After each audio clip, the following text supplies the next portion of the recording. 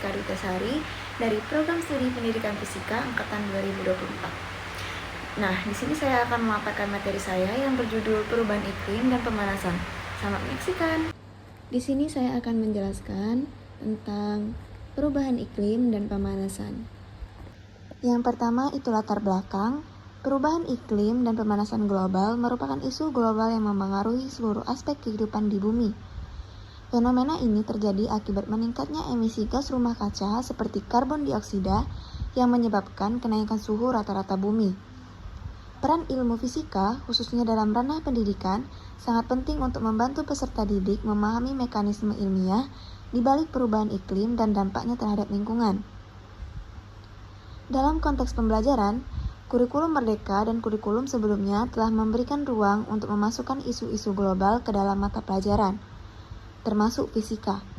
Namun, penting untuk meninjau sejauh mana perubahan iklim dan pemanasan global telah terintegrasi dalam kurikulum fisika, baik dari sisi kompetensi inti maupun kompetensi dasar.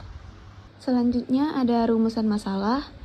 Ditinjau dari latar belakang yang telah diuraikan, permasalahan dalam tulisan ini disusun antara lain 1. Bagaimana posisi isu perubahan iklim dan pemanasan global dalam kurikulum fisika saat ini? Yang kedua, apa saja konsep fisika yang relevan untuk menjelaskan perubahan iklim dan pemanasan global? 3. Sejauh mana kurikulum fisika dapat mendukung kesadaran dan literasi iklim siswa? Selanjutnya, manfaat dan tujuan penulisan. Manfaat penulisan. Yang pertama itu tulisan ini ditujukan untuk memperoleh berbagai manfaat, antara lain memberikan pemahaman yang lebih mendalam tentang integrasi isu perubahan iklim dalam kurikulum fisika. Yang kedua, menjadi referensi bagi guru dalam mengembangkan pembelajaran fisika yang kontekstual dan relevan dengan isu global. Yang ketiga, mendorong penguatan literasi iklim dalam pendidikan formal. Tujuan penulisan. Penulisan ini ditujukan untuk mengkaji keterkaitan antara kurikulum fisika dan isu perubahan iklim serta pemanasan global, mengidentifikasi materi fisika yang mendukung pemahaman siswa tentang perubahan iklim. Yang terakhir itu memberikan rekomendasi pengembangan pembelajaran fisika yang mengintegrasikan isu iklim. Selanjutnya itu metodologi. Tulisan ini menggunakan pendekatan kualitatif deskriptif yang bertujuan untuk menggambarkan dan menganalisis fenomena secara mendalam berdasarkan data non-numerik. Metode yang digunakan adalah studi dokumen, yaitu dengan mengkaji berbagai sumber tertulis yang relevan. Data utama diperoleh dari dokumen kurikulum nasional, yang mencakup kompetensi inti, kompetensi dasar, serta capaian pembelajaran pada mata pelajaran fisika. Selain itu, penelaahan juga dilakukan terhadap buku teks pelajaran fisika yang digunakan di jenjang pendidikan menengah untuk melihat sejauh mana materi tentang perubahan iklim dan pemanasan global diintegrasikan ke dalam pembelajaran. Sumber tambahan berbagai artikel, ilmiah, dan jurnal pendidikan yang digunakan untuk memperkaya analisis dan memberikan perspektif dari kajian sebelumnya. Analisis data dilakukan dengan cara menelaah isi kurikulum dan mengidentifikasi keterkaitan antara konsep-konsep fisika, seperti kalor, radiasi, energi, dan termodinamika.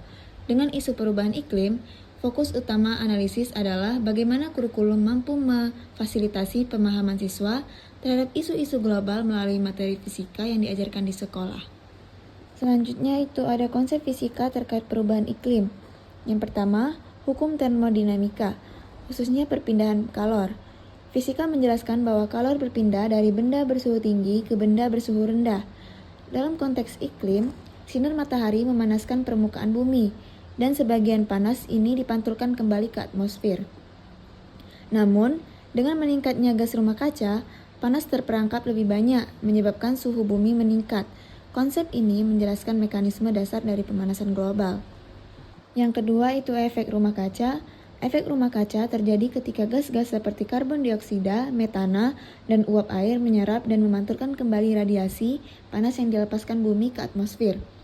Fisika membantu menjelaskan bagaimana gelombang inframerah yang dipancarkan bumi tidak sepenuhnya lolos ke angkasa, melainkan dipantulkan kembali ke permukaan bumi, meningkatkan suhu global. Yang ketiga itu gelombang elektromagnetik dan radiasi matahari. Radiasi matahari terdiri dari berbagai jenis gelombang elektromagnetik, termasuk cahaya, tampak, dan sinar inframerah. Fisika mengajarkan bagaimana gelombang ini berinteraksi dengan atmosfer dan permukaan bumi.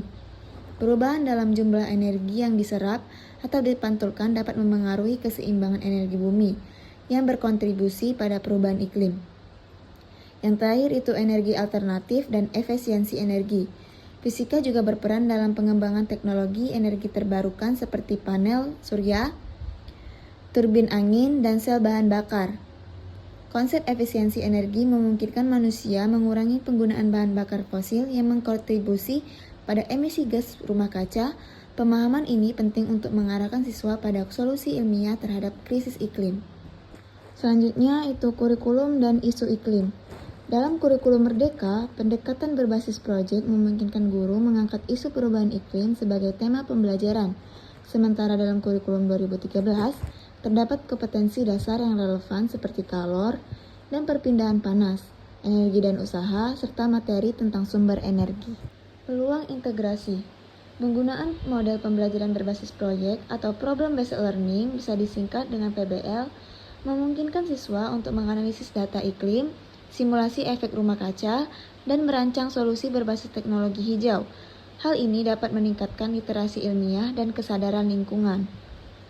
Selanjutnya itu peran guru dan keterbatasan. Guru memiliki peran penting dalam mengontekstualisasikan materi agar relevan dengan isu nyata, seperti perubahan iklim.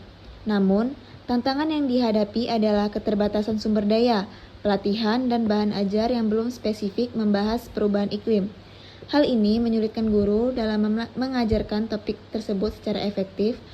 Untuk mengatasi masalah ini, diperlukan dukungan berupa peningkatan pelatihan, penyediaan bahan ajar yang lebih relevan, dan penguatan sumber daya pendidikan secara keseluruhan. Yang terakhir itu penutup. Sebagai penutup, dapat kita simpulkan bahwa kurikulum fisika menyimpan potensi besar untuk menjadi jembatan antara ilmu pengetahuan dan kesadaran lingkungan.